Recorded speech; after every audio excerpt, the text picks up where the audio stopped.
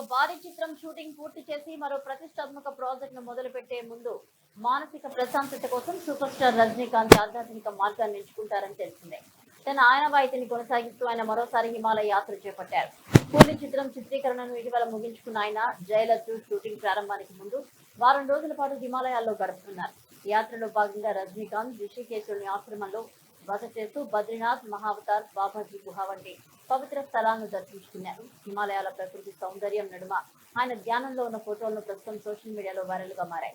ఎంతో సింపుల్ గా ఉన్న రజనీ రోడ్డు పక్కన అల్పాహారం తీసుకుంటూ కనిపించారు. ఈ సందర్భంగా రజనీకాంత్ మాట్లాడుతూ ప్రతి సంవత్సరం ఇక్కడికి రావడం వల్ల ఒక కొత్త అనుభవం లభిస్తుందంటూ ప్రపంచమంతటికి ఆధ్యాత్మికత చాలా అవసరమని, అదే మనసుకు ఇస్తుందని పేర్కొన్నారు. భగవంతుడిపై విశ్వాసం జీవితంలో సమతుల్యతను అందిస్తుందని తెలిపారు.